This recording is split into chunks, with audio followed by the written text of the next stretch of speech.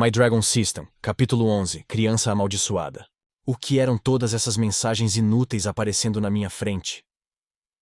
Ray não teve tempo de olhar para eles, pois os dispensou o mais rápido possível. As estranhas caixas eram apenas um obstáculo para a sua tarefa. Ele foi até onde Amy estava deitada no chão e verificou se havia algum ferimento perceptível. Felizmente, não parecia que Amy tivesse sofrido ferimentos significativos. Ela simplesmente desmaiou de estresse e choque. Pegando-a, ele a colocou de costas. Em seguida, ele varreu o olhar pela área e percebeu que Gary ainda estava desmaiado debaixo da árvore também, quanto aos outros dois. Ray não tinha tanta certeza sobre a condição deles. Balançando a cabeça, ele sabia que não poderia trazê-los de volta. Sua força bastava para carregar mais uma pessoa. Mas se alguém fosse deixado sozinho aqui sem consciência, então certamente seria comido pelos outros animais menores. As bestas frequentemente comiam os restos daquelas bestas com níveis mais altos do que eles. Sabendo disso, ele não poderia deixá-los aqui. Mas ele sabia que precisava fazer uma escolha. Ele só conhecia Gary e Amy. Ele não tinha ideia de quem eram os outros dois meninos. Então começou a pegar Gary e carregou-o nos braços, enquanto Amy se deitava suavemente em suas costas. A jornada para fora da floresta foi dolorosamente mais lenta do que sua jornada para dentro dela. Embora ele sentisse que tinha muito mais energia do que antes, carregar duas pessoas ainda era uma tarefa difícil, mesmo para Ray. Não fazia ideia durante quanto tempo continuou a carregar os dois.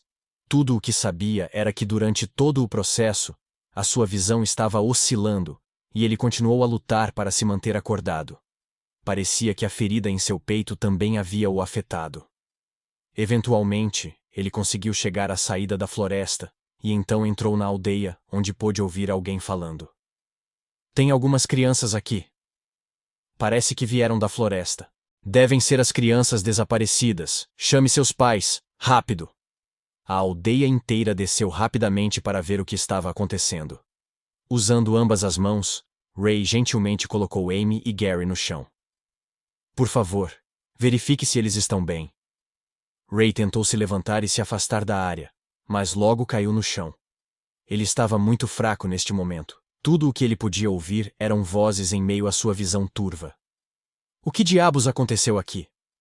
Não tenho ideia. Ele veio aqui carregando Gary e Amy. Os três vieram da direção da floresta. Gary e Amy. E quanto a Bob e Kyle? Sinto muito, ele estava carregando apenas esses dois. Ray não conseguia ver com clareza neste ponto, mas sabia que a pessoa que se aproximava dele era uma mulher. Aquela mulher o segurou pelo colarinho e o ergueu do chão, gritando: "Onde estão Bob e Kyle?" Ela chorou. Ray queria responder, mas estava cansado demais. Ele não conseguia mover nenhuma parte de seu corpo. De repente, a mulher frustrada deu um tapa em seu rosto. "Foi você quem causou isso, sua criança maldita. Isso é tudo culpa sua. Onde estão meus filhos? Me devolva meus filhos."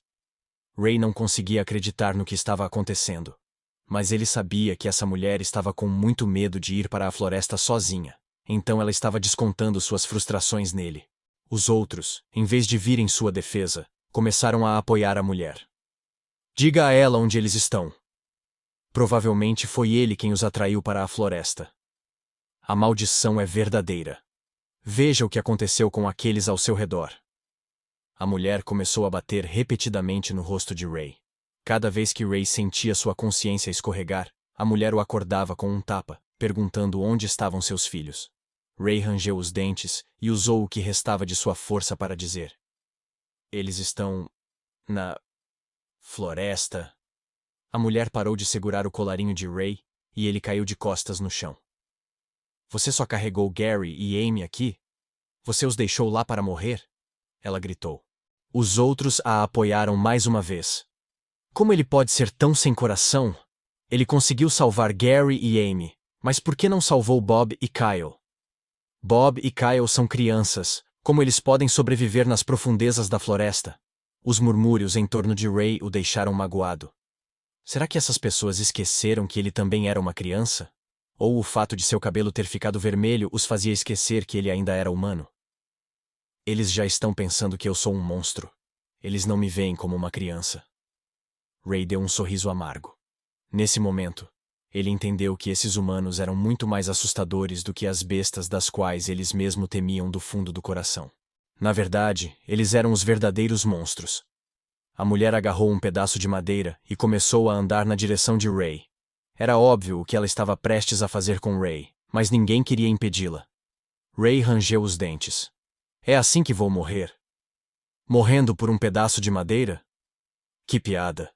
Eu prometo que se eu tiver uma terceira chance, então vou devolver tudo 10 vezes mais.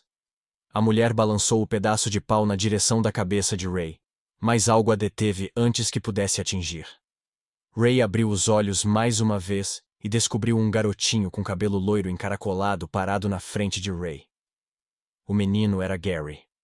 Mas antes que Ray pudesse começar a compreender o que estava para acontecer, sua exaustão finalmente o atingiu e ele caiu no chão, inconsciente. Alguns momentos atrás, Gary havia acordado.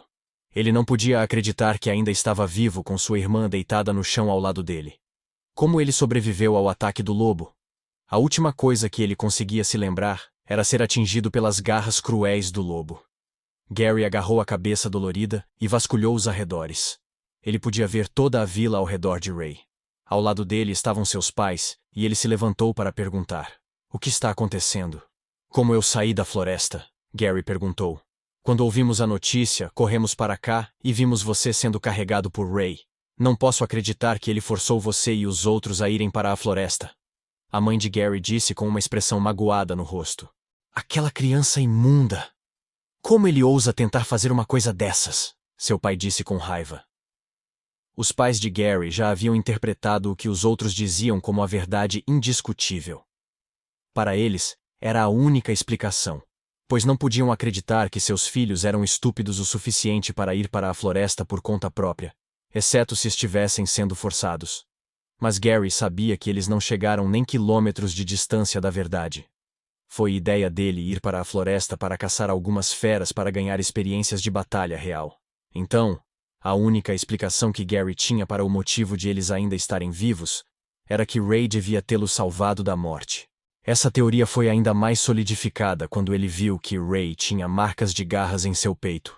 Os ferimentos obviamente vinham do lobo contra o qual Gary havia lutado antes. Mas por que todos estavam atacando seu salvador? Gary rapidamente se afastou de seus pais e desembainhou sua espada. Quando o pedaço de madeira estava prestes a atingir o rosto de Ray, ele se balançou e fez um corte certeiro bem no meio da madeira. As farpas não acertaram o rosto de Ray, e as duas partes da madeira caíram no chão. "Não vou deixar ninguém machucar ele, o meu salvador e da minha irmã", Gary declarou decididamente.